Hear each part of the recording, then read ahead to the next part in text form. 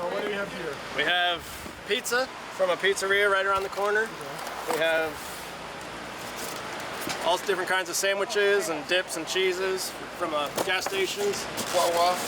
We have... This is not a restaurant menu, and Ryan is not a waiter. He and his colleagues work at a hardware store a few blocks away from Pulse. A few hours after the attack, employees of different stores called one another and decided to donate food, drinks, tables, and tents to those who over the next few days would work tirelessly without sleep. And my guys called me early this morning and said, "What do you think?" I said, "I think it's a great idea." He said, "We're not very busy because we don't have all the roads are blocked." I said, "It's a great idea."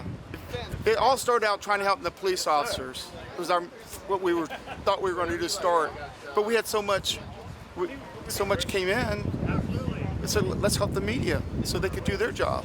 Robin Maynard is the head of a breast cancer foundation in Orlando. Robin and her friends know what it's like to fight for your life and how important it is to help those who grieve.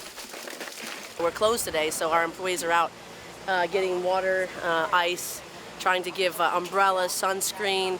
We've got some pet rescues that are willing to help the victims' family with their pets, just out trying to give back.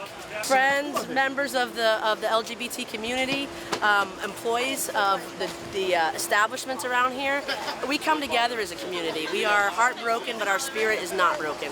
For Angela Crismer, the first day after the tragedy was filled with prayers, anxious phone calls, and a desire to support her son. That night, his friends were partying at the club. They survived, and Angela decided to help those who will be keeping watch for a while.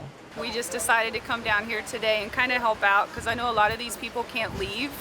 So we figure the best we could do is maybe offer them a little bit of lunch to kind of help a little bit.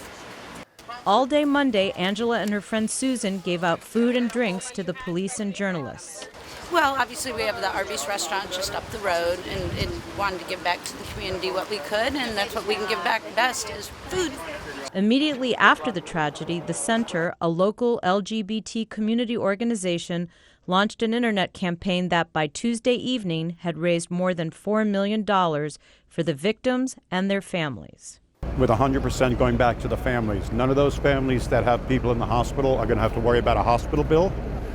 Burial costs, whatever. Everything is going to be covered for those family of the victims in that club or in the hospital. Some funeral homes have offered their services free of charge. An airline will provide free flights to those relatives who live out of state. Psychologists are volunteering to help local residents deal with the panic and shock. Many of them are scared to leave their homes and be in a public place. Everyone has the same message: we are tough and resilient. Orlando will survive because we are a community. For Roman Mamonov in Orlando, I am Joy Wagner, VOA News.